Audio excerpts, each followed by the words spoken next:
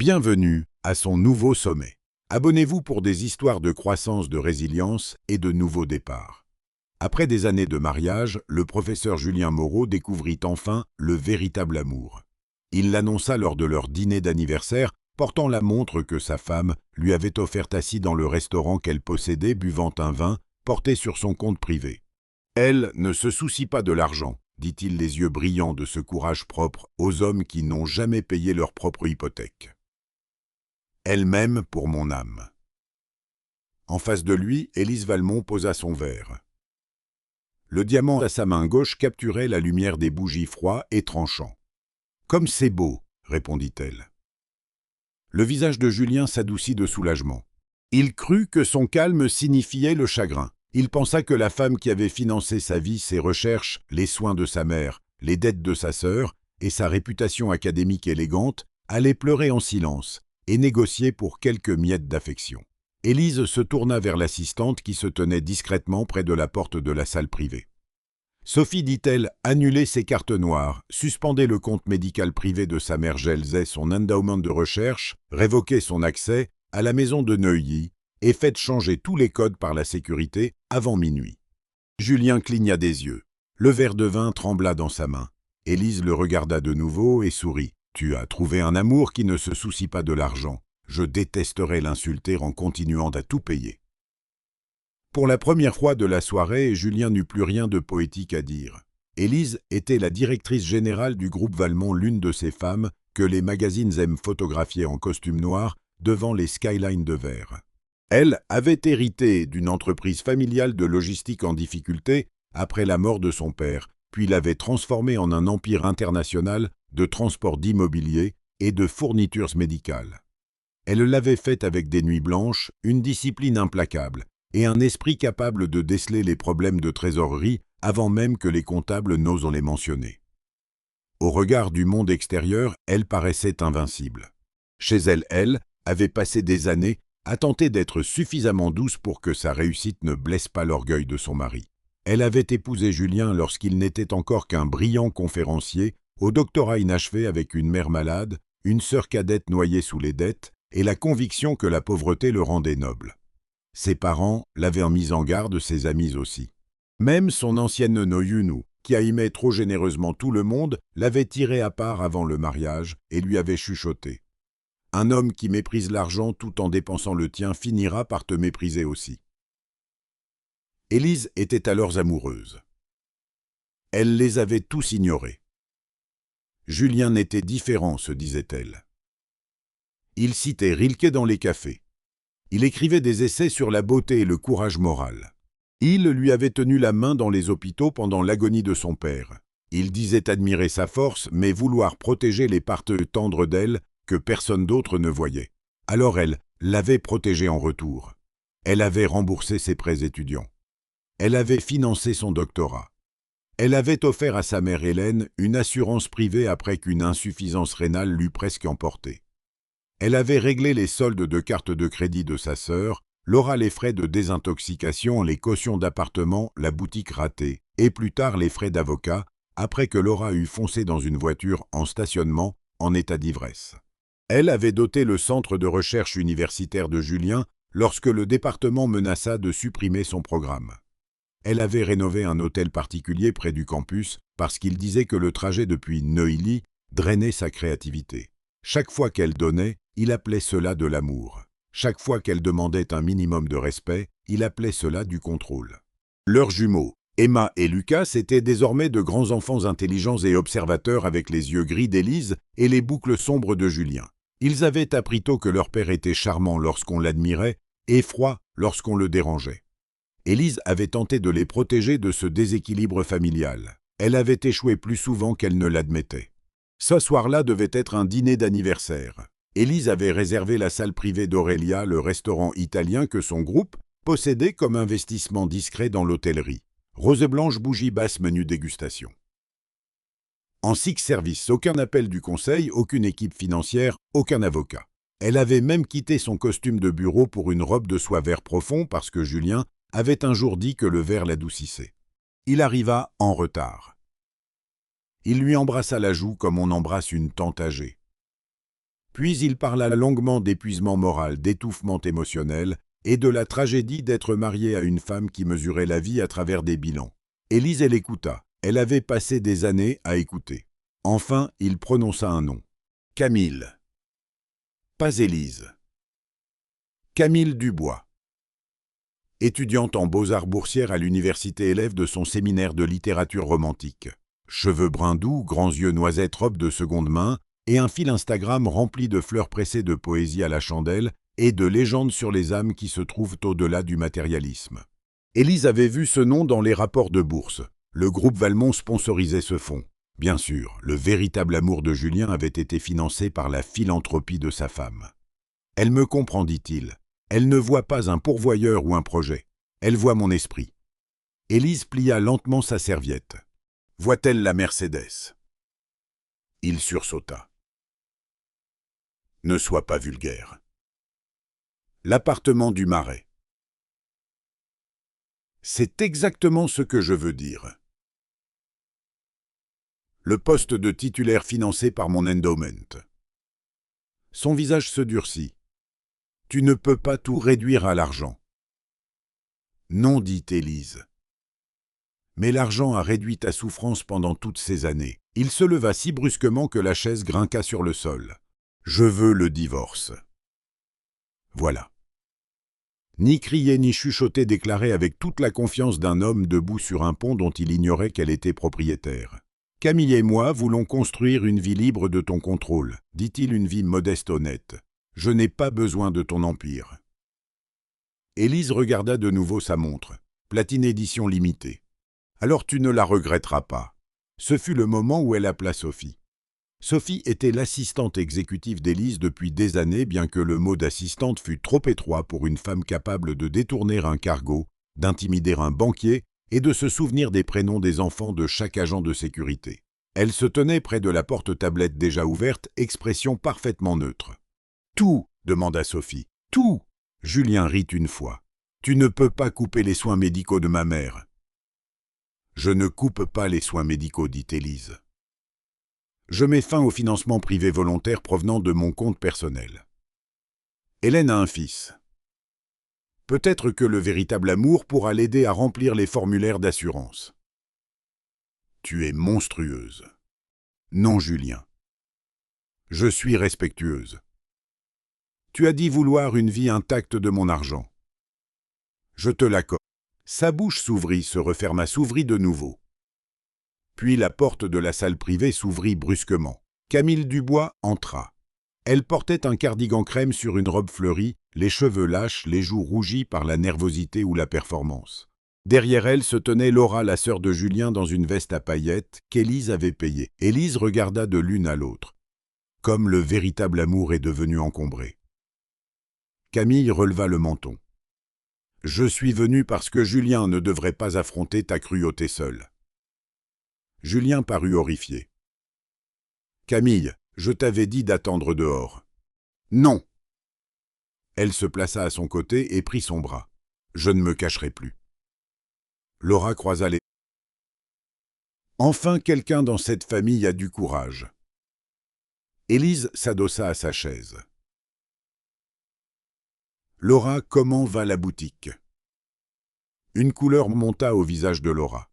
La boutique avait fermé après qu'Élise eut refusé de financer une troisième relance. « Là n'est pas à propos de moi. »« Non, ça ne l'est rarement jusqu'à ce qu'une facture arrive. » Les yeux de Camille brillèrent. « Tu crois que l'argent te rend supérieur à tout le monde. »« Non, dit Élise. Je crois que payer la vie de tout le monde, me donner le droit de savoir quand il prévoit, de me cracher au visage. » Julien s'avança. « Ne lui parle pas comme ça. À ton étudiante. Elle n'est pas seulement mon étudiante.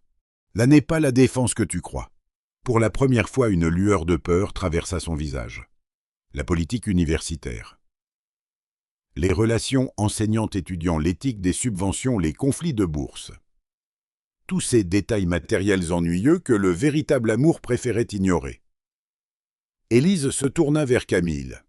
« Tu ne te souciais pas de l'argent. »« Non. »« Merveilleux, alors rends la bourse. » Camille cligna des yeux. « Quoi ? tes frais de scolarité. Ton allocation de logement, ton budget d'atelier et ta bourse d'été sont financés par le programme d'accès aux arts du groupe. Valmont, mon entreprise, mon argent.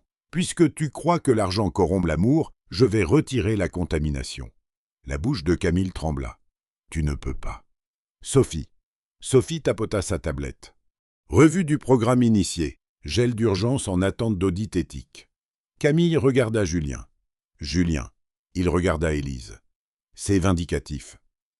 Non, c'est cohérent. Laura frappa la table de la main. Sorcière arrogante. Mon frère t'aimait avant que tu ne te transformes en machine d'entreprise. Élise la regarda longuement. Elle se souvenait de Laura sanglotant au milieu de la nuit parce qu'un recouvreur avait menacé de poursuite.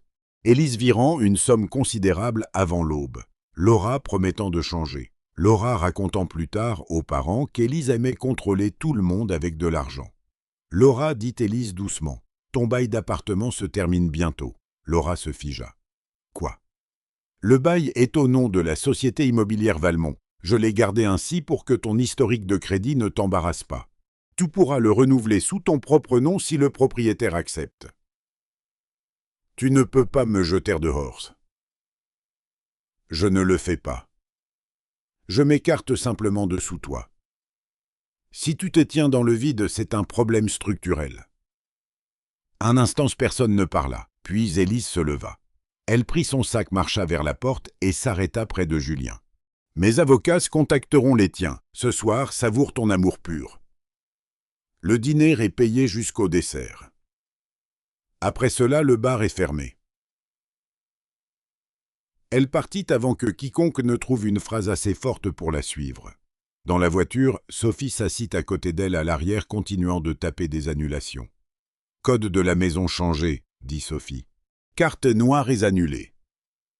Endowment de recherche gelé en attente de revue. » L'administrateur médical privé d'Hélène a été informé que la couverture prend fin à minuit, sauf transfert au docteur Moreau ou à une assurance standard. Bien. Sécurité à Neuilly. Retirez l'accès de Julien, de Laura et d'Hélène. Pas celui des enfants. Bien sûr. Élise regarda les lumières de Paris glisser sur la vitre. Son reflet paraissait composé. À l'intérieur, quelque chose se brisait d'une façon nette et définitive. Sophie. Oui. Envoie une voiture chercher Emma et Lucas à la maison de Neuilly, maintenant. Les doigts de Sophie s'arrêtèrent. Tu penses qu'il ira là-bas? Je pense que les gens qui perdent l'accès à l'argent cherchent des cibles plus douces. Le visage de Sophie changea. J'envoie la sécurité. Plus tard, les jumeaux d'Élise arrivèrent à son penthouse du 16e en pyjama manteau d'hiver et confusion. Emma serrait sa tablette contre sa poitrine. Lucas portait le vieux renard en peluche qu'il prétendait ne plus avoir besoin. Tous deux avaient l'air trop éveillés. Élise s'agenouilla dans le vestibule. « Venez ici. » Ils coururent vers elle. Pendant un instant, elle n'était ni une PDG, ni une épouse trahie, ni une femme, menant une guerre financière avec une précision chirurgicale. Elle était une mère tenant 2 enfants qui avaient entendu des cris en bas et vu leur grand-mère traiter leur mère d'égoïste parce que le portail de l'hôpital avait cessé de fonctionner. « Papa part », chuchota Emma. Élise ferma les yeux. « Oui. » La voix de Lucas était petite. « Avec la fille de poésie. » Élise s'écarta légèrement. « Vous savez, pour elle. » Emma baissa les yeux. « Grand-mère a dit que papa méritait quelqu'un de doux. » Lucas ajouta. « Tante Laura a dit que tu fais peur à tout le monde. Voilà. » La pourriture les avait atteints. Le chagrin d'Élise se durcit en quelque chose de plus fort. « Écoutez-moi, dit-elle. Les adultes ont fait des choix. Rien de tout cela n'est de votre faute. Vous n'avez pas à choisir de camp ce soir. » Les yeux d'Emma se remplirent. « Je te choisis. » Lucas hocha la tête avec force. « Moi aussi. » Élise les serra de nouveau plus fort qu'avant. Toute la stratégie, toute la colère, toute la vengeance se concentrèrent autour d'un seul but. Protéger les enfants. Le lendemain commença l'effondrement. La carte noire de Julien fut refusée à l'hôtel où lui et Camille avaient apparemment décidé de passer leur première nuit libérée. La carte de Camille fut refusée aussi. Julien appela Élise de nombreuses fois. Elle ne répondit à aucun. Hélène Moreau arriva dans un centre de dialyse privé et apprit que la facturation future exigeait un nouveau garant. Elle appela Julien en hurlant si fort que Sophie peut l'entendre dans le message vocal. L'université reçut un avis formel de l'équipe juridique du groupe Valmont demandant une revue éthique de la relation de Julien avec une boursière et d'un éventuel détournement de fonds de subvention. Laura tenta d'entrer dans la maison de Neuilly pour récupérer des sacs de créateurs qu'elle avait stockés dans un placard d'invités.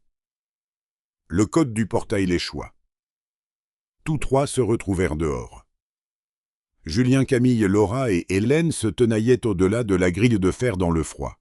Les caméras de sécurité capturèrent tout. Hélène portait un manteau de fourrure par-dessus des vêtements d'hôpital furieux et pâles. Laura frappa le clavier jusqu'à ce que ses ongles cassent. Camille pleurait dans la manche de Julien. Julien criait le nom d'Élise dans un interphone qui ne la rejoignait plus. Élise regardait depuis son bureau du penthouse en mangeant du toast et en examinant une acquisition de transport. « Dois-je envoyer le flux à ton avocat ?» demanda Sophie. « Déjà archivé. »« Oui. » « Alors laisse-les jouer. » Ils jouèrent. Hélène fut la première à remarquer les caméras. Elle se redressa aussitôt relevant le menton et portant une main tremblante à sa poitrine. Pendant des années, elle avait traité Élise de trop affaires au Thanksgiving, tout en exigeant en privé que le chauffeur d'Élise la conduise à ses rendez-vous privés, que le chef d'Élise prépare des repas adaptés aux reins et que la carte de crédit d'Élise couvre des médicaments qui coûtaient plus par mois que ce que la plupart des familles payaient en loyer. Maintenant, elle se tourna vers la caméra la plus proche, avec la dignité blessée d'une reine enfermée dehors par ses serviteurs. « Élise, cria-t-elle, ouvre ce portail. Je suis malade. Tu m'entends, je suis la grand-mère de tes enfants. » Laura, moins théâtrale et plus désespérée, donna des coups de pied dans les barreaux de métal. « Psychopathe, mon ordinateur est là-dedans. Mes vêtements sont là-dedans. Tu ne peux pas juste emprisonner nos affaires. » Sophie jeta un regard à Élise. Pour l'exactitude, son ordinateur est le tien acheté après qu'elle eut renversé une margarita dans le précédent. Archive cette facture aussi. Sur l'écran, Camille s'essuya les joues avec la manche de son cardigan et regarda Julien. « Je croyais que tu disais que c'était ta maison. » La phrase était douce, presque enfantine. Le visage de Julien se contracta. « C'est mon foyer. Mais peux-tu l'ouvrir ?» Ce fut la première fois qu'Élise vit l'illusion le quitter physiquement. Julien regarda le clavier, l'interphone, les piliers de pierre, l'allée menant à la maison où il avait vécu comme un prince-poète, se plaignant du matérialisme, sans jamais se demander qui payait l'équipe d'entretien des jardins. Samaïn se dirigeait vers sa pochette, probablement pour une carte, une clé, quelques symboles d'accès. Rien ne fonctionna. Le portail se moquait de son âme.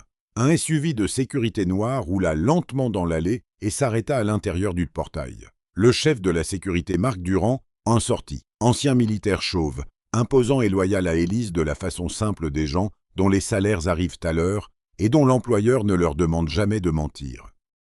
« Docteur Moreau, dit Marc à travers les barreaux. Madame Valmont a autorisé la récupération des effets personnels essentiels seulement. Médicaments, pièces d'identité, documents de travail vous appartenant personnellement. Un membre du personnel les emballera sous surveillance. » Hélène s'étrangla. « Sous surveillance, c'est la maison de mon fils. La propriété appartient à la société résidentielle Valmont. Cette femme vous a tous empoisonnés. »« Non, madame, la paille a été versée vendredi. » Sophie fit un bruit qui aurait pu être une toux.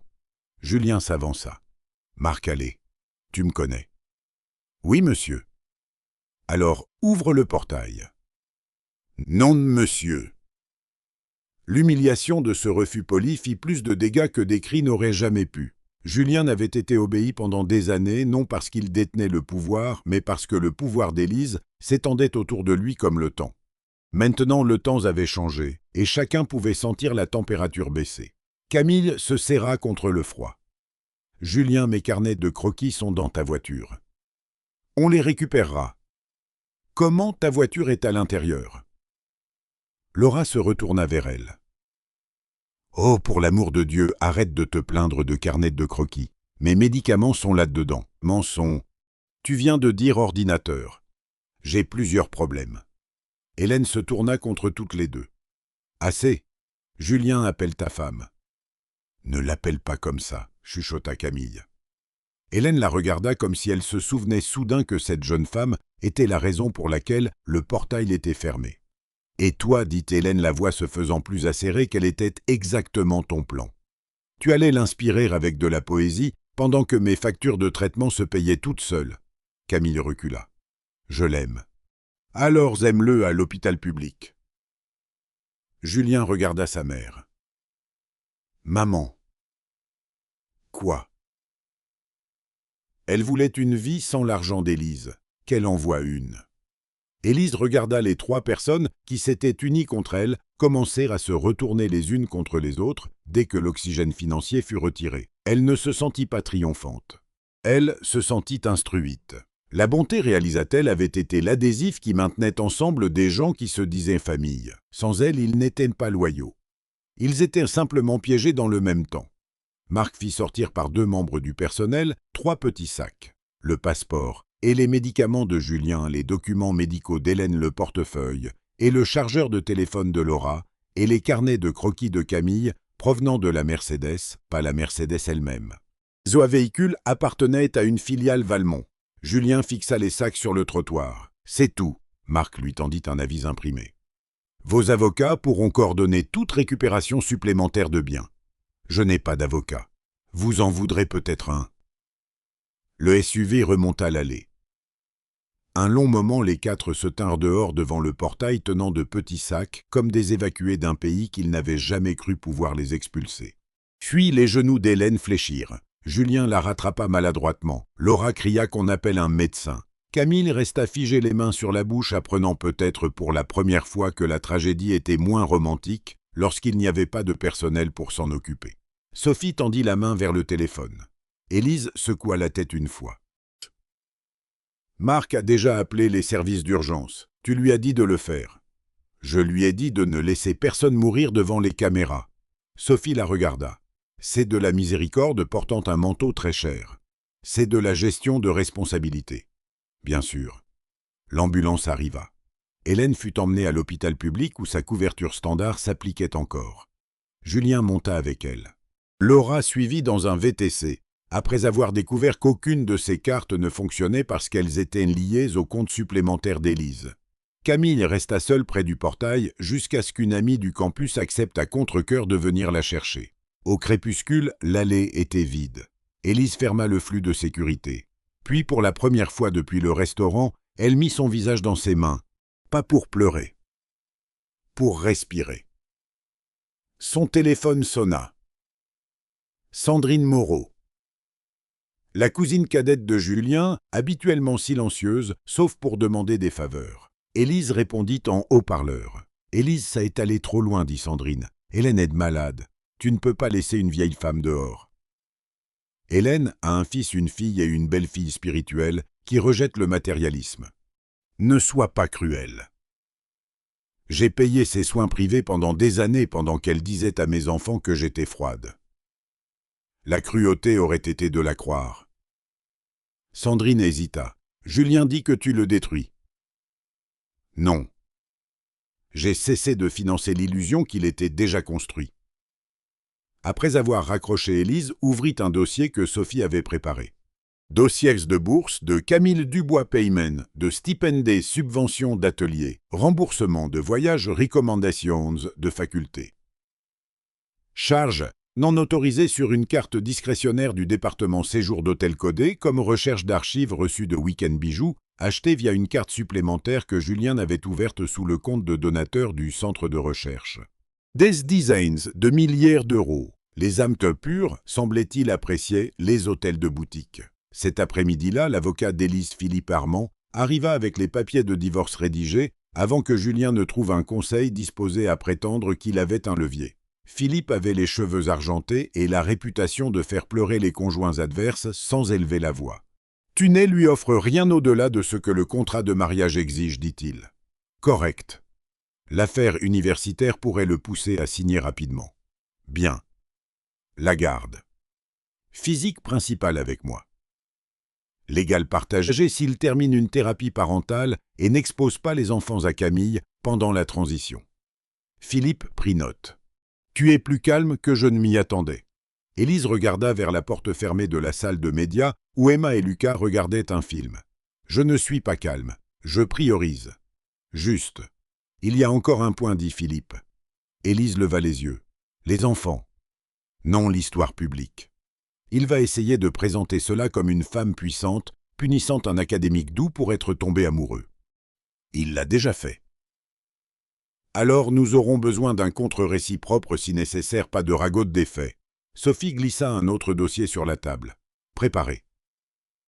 Élise l'ouvrit. À l'intérieur se trouvaient des copies des charges de subvention de Julien, des reçus d'hôtel, des emails à Camille, sous le sujet « Notes de manuscrits », des dossiers de conflits de recommandations de bourse, des traces de paiement pour les soins privés d'Hélène, les règlements de dette de Laura, et une chronologie de dépendance financière qui rendait le mot « entretenu » généreux. Élise ferma le dossier. « Ne publiez rien, à moins qu'il ne force. » Philippe hocha la tête. « La retenue se lit bien aux juges. Elle se lit aussi bien aux enfants. » C'était la partie la plus dure. Pas couper les cartes, pas affronter Julien, pas entendre des inconnus l'appeler cruel, lorsque les rumeurs commenceraient inévitablement. La partie la plus dure était de comprendre qu'Emma et Lucas liraient un jour une version de cette histoire, et qu'Élise devait laisser assez de dignité dans le dossier pour qu'ils puissent respirer. « Et s'ils mendiaient devant eux ?» demanda-t-elle. « Ils pourraient. Et si Hélène leur dit que j'ai essayé de la tuer ? Elle pourrait. Et s'ils me haïssent pour avoir mis fin à la famille ? » Philippe, qui avait représenté des milliardaires, des politiciens, des acteurs et des gens qui se croyaient trop importants pour les conséquences, s'adoucit inattendument. Les enfants haïssent souvent le parent qui rend la réalité visible, pendant un temps. Élise regarda vers la porte de la salle de médias. Et plus tard, si tu restes honnête, ils remarquent qui les a rendus en sécurité. Sophie se tut. Élise posa sa paume à plat sur la table. Alors, nous restons honnêtes. Le soir, Julien avait trouvé un motel bon marché près du campus et découvert que le véritable amour n'aimait pas l'éclairage fluorescent. Camille était assise au bord du lit en pleurant sur son compte de bourse gelé. « J'ai mon loyer à payer, dit-elle. » Julien faisait les 100 pas près de la fenêtre. Élise bluffe. « Elle a gelé mes frais de scolarité. Temporairement. Et le département m'a envoyé un email. Ne réponds pas. Ma mère a appelé. Elle a vu quelque chose en ligne sur toi et moi. » Julien s'arrêta. « En ligne. » Camille lui montra son téléphone d'une main tremblante. Quelqu'un avait posté un item anonyme sur une professeure mariée, une étudiante amante et un scandale de bourse financé par un donateur. Aucun nom, mais assez de détails pour que la communauté universitaire devine. Le visage de Julien devint gris. Élise. Est-ce qu'elle l'a fait ? Elle n'en a pas besoin. Les gens aiment le sang. Camille le regarda différemment pour la première fois. Tu as dit qu'elle pleurerait juste et réglerait. La phrase était douce, mais elle contenait la première fissure dans leur romance. Julien s'emporta. J'ai dit qu'elle agirait rationnellement. Ça semble rationnel pour quelqu'un qui nous hait. Elle ne me hait pas. Camille le fixa. Julien, elle a changé les serrures. Il ne répondit pas, parce que quelque part sous son indignation, il savait la vérité. Élise ne le haïssait pas assez pour crier. Elle avait simplement cessé de l'aimer assez pour subventionner ses illusions. Le lendemain, Philippe le fit signifier à l'université.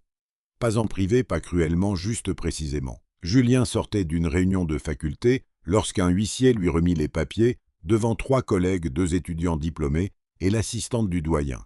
Dans l'heure, le doyen demanda sa présence.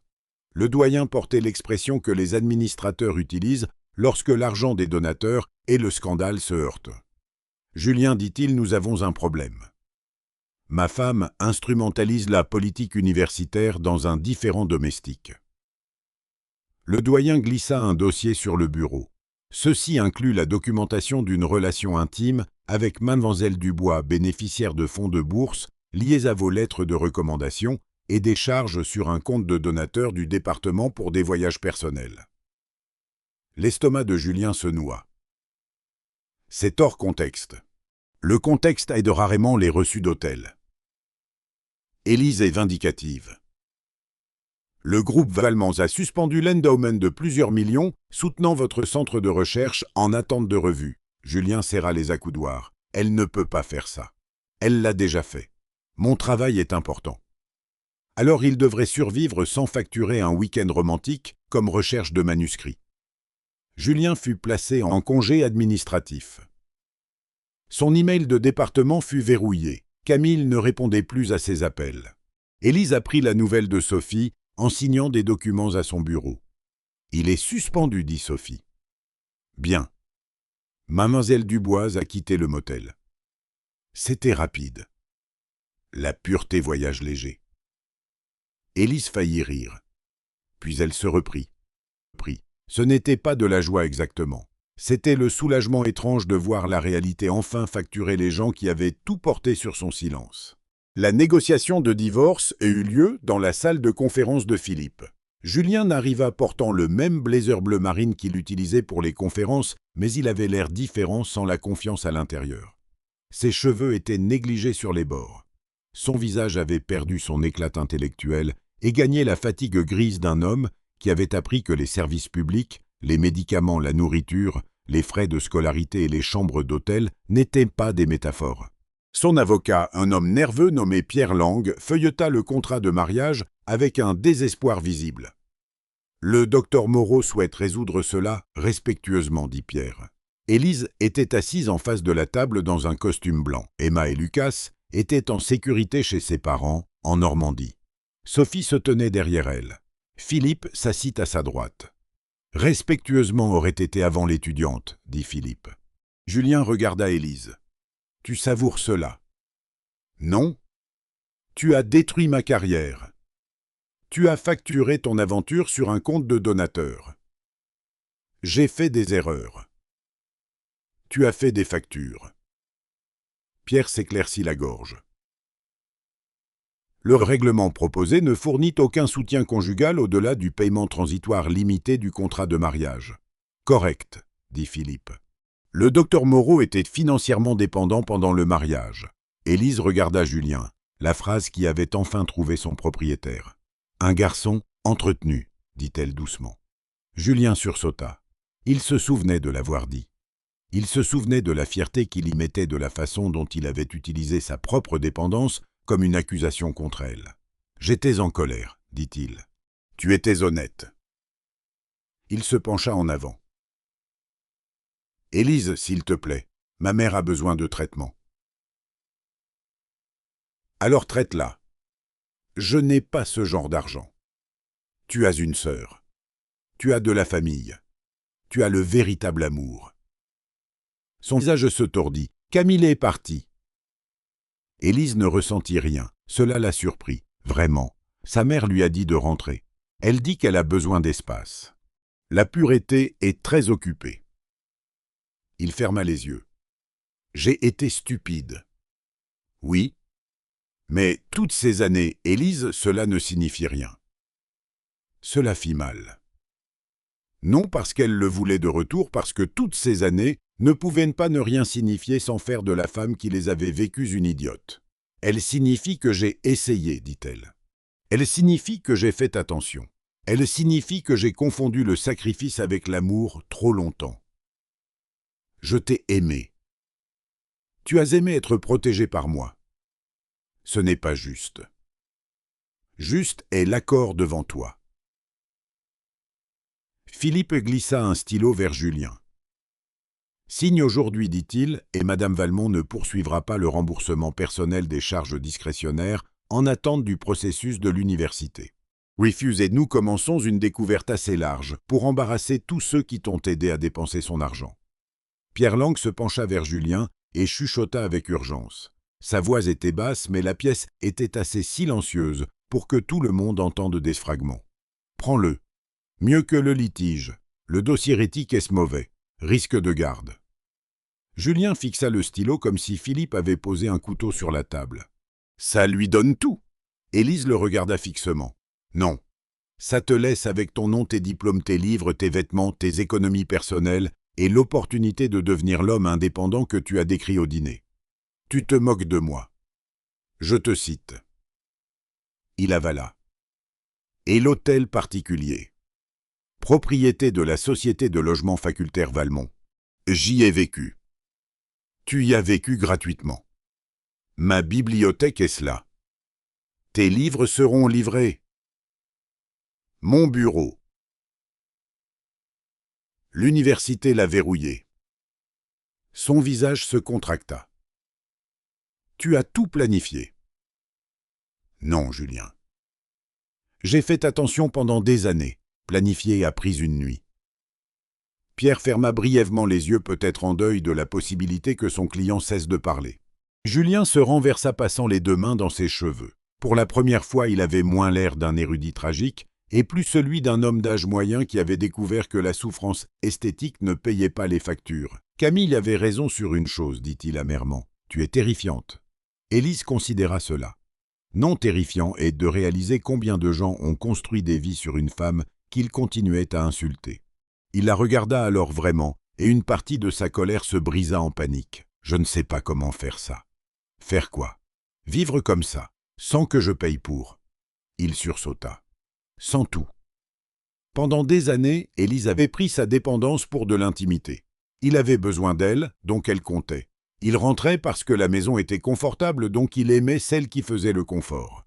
Il louait la simplicité, parce que la complexité était gérée avant de l'atteindre. Maintenant, la performance était terminée, et sous elle n'était pas un rebelle romantique. C'était un homme effrayé au goût cher et sans infrastructure. « Tu apprendras, dit-elle.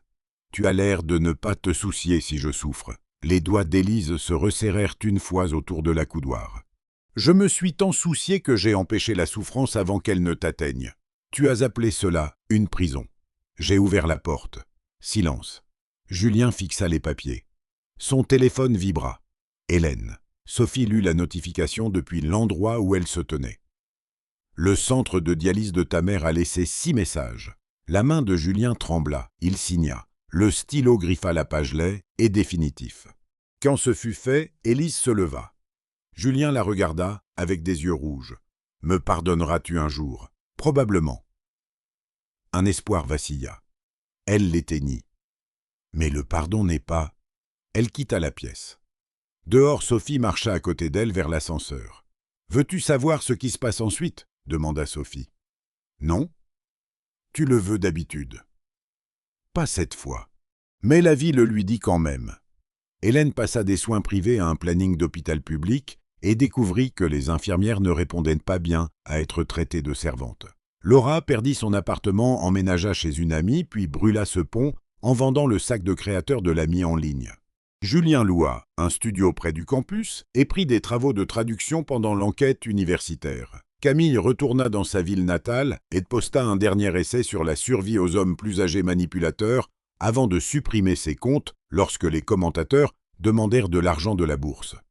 Pendant un temps, Julien envoya des messages. « J'ai fait une erreur. Les enfants me manquent. Qui nous étions me manque. Je n'ai jamais voulu ton argent. » Élise répondit seulement via l'application parentale. Emma et Lucas le voyaient un week-end sur 2 dans un cadre supervisé au début. Il apportait des livres et essayait trop fort. Emma était polie. Lucas était plus froid. Les enfants peuvent pardonner lentement lorsque les adultes cessent de leur demander de se dépêcher. Un samedi, après une visite, Lucas monta dans la voiture d'Élise et dit « Papa a demandé si tu le haïssais. » Élise garda les mains sur le volant. « Qu'as-tu dit ?»« J'ai dit que je ne savais pas, mais je pense que tu as arrêté de payer pour lui et qu'il pense que c'est de la haine. » Emma regarda par la fenêtre. « Grand-mère disait que tu agissais comme une banque. Mais les banques ferment quand les gens leur volent. » La gorge d'Élise se serra. « Vous n'auriez pas dû entendre ces choses. » Lucas haussa les épaules, mais ses yeux étaient humides. « On les a entendus quand même. » Ce soir-là, après que les enfants se furent endormis, Élise marcha seule dans la maison de Neuilly. Les pièces étaient trop grandes, trop décorées de vieux compromis. Les livres de Julien remplissaient encore le bureau. L'équipement médical d'Hélène avait autrefois occupé la suite d'invités. Les cartons de stockage de Laura avait été retiré laissant des rectangles de poussière sur le sol du placard. Élise se tint dans la chambre principale et regarda le lit. Pendant des années, elle avait dormi à côté d'un homme qui ressentait la vie que son travail lui donnait. Pendant des années, elle s'était levée tôt, avait vérifié les marchés, répondu aux appels d'hôpital, géré les formulaires scolaires, approuvé les virements et avait appelé cela un mariage. Elle ne pleura pas. Non parce qu'elle était forte. Parce qu'elle en avait assez d'arroser des tombes. La semaine suivante, elle mit en vente la maison de Neuilly. Elle acheta un penthouse donnant sur le bois de Boulogne et donna à Emma et Lucas le droit de concevoir chacun leur propre chambre, sans consulter un décorateur. Emma choisit des murs bleus profonds et des étagères pour des romans de science-fiction. Lucas choisit le vert, un mur d'escalade et un bureau face au parc. Élise garda une pièce pour elle, pas un bureau. Une pièce sans écran, sans assistante, sans modèle financier, sans classeur de crise. Juste des livres, un piano qu'elle réapprenait et un banc de fenêtre où elle pouvait boire du thé sans être utile à personne. Au début, elle ne savait pas quoi y faire. L'utilité avait été son addiction. Puis un dimanche pluvieux, Emma entra avec une couverture, Lucas suivit avec du chocolat chaud, et tous trois s'assirent dans la pièce silencieuse en lisant des livres séparés. Personne n'avait besoin qu'elle résolve quoi que ce soit. Personne ne demandait d'argent. Personne ne l'accusait de froideur parce que la pièce était chaude. Élise réalisa que la paix n'arrivait pas comme des feux d'artifice. Elle s'asseyait à côté de vous tranquillement jusqu'à ce que votre système nerveux croie qu'elle pouvait rester. Plus tard, le groupe Valmont acheva sa plus grande acquisition de l'histoire de l'entreprise. Élise apparut en couverture d'un magazine financier dans une veste blanche, des cheveux argentés, commençant aux tempes, les yeux clairs, le titre brutal. La femme qui a cessé de financer sa propre trahison. Elle détestait le titre. Sophie l'aimait. Iconique, dit Sophie en déposant 3 exemplaires sur le bureau d'Élise. Dramatique. Exact. Je n'ai pas cessé de financer la trahison comme stratégie d'entreprise. Non, mais ça a bien testé. Élise roula des yeux. Cet après-midi-là, Julien envoya un message via l'application parentale. Félicitations pour l'article. Les enfants sont fiers de toi. Moi aussi, même si je sais que cela signifie peu maintenant. Élise le lut une fois. Puis elle posa le téléphone. Aucune douleur ne monta, aucune rage, seulement une tristesse lointaine, presque douce, pour les versions 2 qui n'avaient pas survécu. Elle répondit « Merci. Confirme la récupération à 18 h. » Il confirma. C'était tout. Plus tard, il demanda à se voir. Pas par un avocat, pas dans un appel dramatique de minuit, via l'application parentale, avec la ponctuation soignée d'un homme qui avait enfin appris que les mots écrits pouvaient devenir des preuves. Pouvons-nous parler brièvement après le dépôt personnel pas légal? Élise envisagea de refuser. Puis Emma, qui était devenue perspicace de la façon aiguë des enfants de divorce, leva les yeux de ses devoirs et dit « S'il veut de l'argent, dis non. » Élise fixa sa fille. Emma haussa les épaules. Papa a la voix douce quand il veut quelque chose. La phrase atterrit comme une petite pierre dans une eau profonde. À 18 h, Julien arriva avec les enfants. Il avait meilleure mine qu'eux pendant les premiers mois après le divorce, mais pas restauré. Son manteau était moins cher, ses cheveux plus courts, son visage avait appris l'humilité, ou du moins l'épuisement, portant les habits de l'humilité. Après qu'Emma et Lucas furent montés, il se tint dans l'entrée. « Hélène a besoin d'une intervention, dit-il. » Élise attendit. « L'assurance couvre une partie, pas tout. »« Je suis désolé d'entendre ça. » Il avala. « Je me demandais si tu pourrais, Zaider. » Voilà. Pas l'amour, pas le regret, le besoin revenant à la porte qu'il avait autrefois insulté. Élise regarda l'homme qu'elle avait porté pendant des années. Elle ne ressentit aucune haine, ce qui la surprit. La haine aurait été plus facile. À la place, il y avait une limite tranquille, solide et nette. « Envoie l'estimation médicale à Philippe, dit-elle.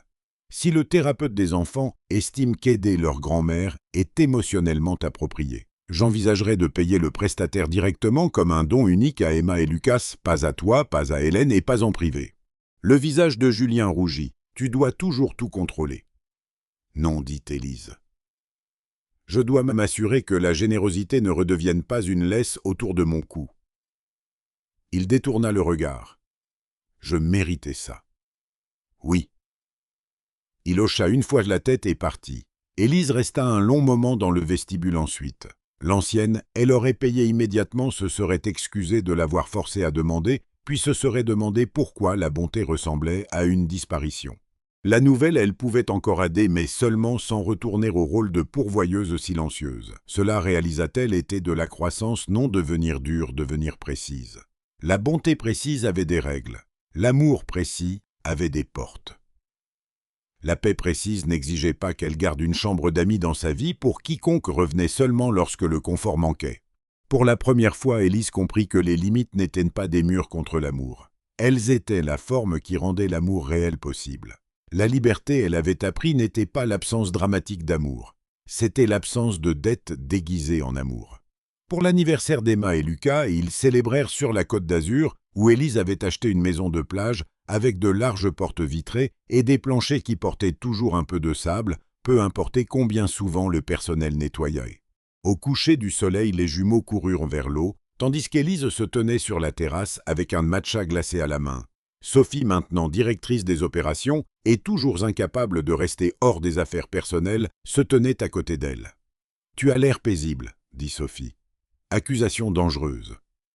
Aucune crise dans ta boîte de réception depuis 12 minutes. Profitez-en. Élise regarda les vagues se déplacer en longues lignes d'argent. Tu penses que j'ai été cruelle. Sophie ne fit pas semblant de ne pas comprendre. Non, je les ai coupés très vite. Tu as arrêté de payer des gens qui t'appelaient une prison. Hélène a souffert. Hélène avait des enfants. Julien a perdu sa carrière. Julien a facturé sa maîtresse sur des fonds universitaires. Et Camille a perdu sa bourse. Camille couchait avec le professeur marié qui l'avait recommandé. Élise. Tu as une réponse à tout. Seulement lorsque la question est conçue pour te faire culpabiliser de conséquences que tu n'as pas créées. En bas, Emma éclaboussait Lucas. Il cria en riant. Le son monta clairement à travers l'air de l'océan. Élise s'appuya contre la rampe. « Je l'ai aimé, dit-elle. Je sais. Je pense que c'est la partie que les gens comprennent mal. Partir ne signifiait pas que je ne l'avais jamais aimé. » Non, dit Sophie. Cela signifiait que l'amour n'était pas un paiement suffisant pour le manque de respect. Élise laissa cela s'installer. Ce soir-là, après le gâteau et les bougies, Emma lui tendit une petite boîte emballée. « C'est de nous deux, dit-elle. À l'intérieur se trouvait un porte-clés gravé de 3 mots, « La maison de maman toujours ». Élise leva les yeux. Lucas fit semblant d'être très intéressé par le découpage d'une autre part de gâteau. Les yeux d'Emma brillaient. « On sait que tu t'inquiétais que le divorce ait ruiné la maison, dit-elle. Ce n'est pas le cas. Tu es la maison. » Élise pressa le porte-clés contre sa paume. Pour la première fois depuis des années, les larmes vinrent sans honte. Pas les larmes que Julien avait attendues au dîner d'anniversaire. Pas les larmes désespérées d'une femme suppliant d'être choisie. Celle-ci était différente, nette, reconnaissante, preuve que son cœur ne s'était pas endurci. Il avait simplement cessé de saigner pour des gens qui savourèrent la chaleur. Plus tard, lorsque la maison s'apaisa et que les jumeaux s'endormirent brûlés de soleil et heureux. Heureux, Élise sortit seule sur le balcon. Le Pacifique était sombre maintenant sans fin et bruyant. Elle pensa à Julien disant que le véritable amour ne se souciait pas de l'argent. Peut-être avait-il eu à moitié raison. Le véritable amour ne se souciait pas de l'argent comme d'un costume, d'une performance ou d'une arme, mais le véritable amour se souciait du travail, des médicaments, du loyer, de la nourriture, de l'école, de la sécurité, du temps, de l'architecture invisible qui maintenait les gens en vie. Quiconque se moquait de ces choses comme matérialiste se tenait habituellement sur les fondations de quelqu'un d'autre. Élise avait passé des années à être ses fondations. Puis un jour, elle s'écarta. La structure s'effondra. Et sous les décombres, elle se trouva elle-même. Elle n'était pas une ex-femme amère, ni une PDG froide, ni une romantique ratée, ni une femme trop puissante pour aimer. Elle était une mère, une bâtisseuse, une femme, qui avait enfin compris que la générosité sans limite n'est pas une vertu. C'est une lente auto-effacement. Elle leva son verre vers l'océan. « Au véritable amour », chuchota-t-elle. Pas la version de Julien. Pas la poésie de Camille. La sienne. L'amour qui protégeait ses enfants. L'amour qui prêtait attention à la réalité. L'amour qui savait qu'enfermer des comptes, changer des serrures, signer des papiers, vendre des maisons recommencer et rester encore capable de tendresse. C'était le seul véritable amour qui valait la peine d'être gardé. Si cette histoire vous a fait penser à la trahison aux limites ou au moment où une femme généreuse cesse enfin de financer son propre manque de respect. Abonnez-vous pour d'autres histoires émotionnelles sur la vengeance, la résilience et le choix de soi. Si cette histoire a touché votre cœur, laissez un commentaire pour partager ce qu'elle vous a fait ressentir. Dites-nous qui dans votre quotidien mérite enfin d'être regardé avec respect. Et si vous souhaitez continuer à recevoir des récits qui éveillent l'âme et rappellent ce qui compte vraiment, abonnez-vous dès maintenant à la chaîne. Votre soutien permet à ces messages de voyager plus loin et de toucher encore plus de cœurs. Ensemble, apprenons à voir vraiment.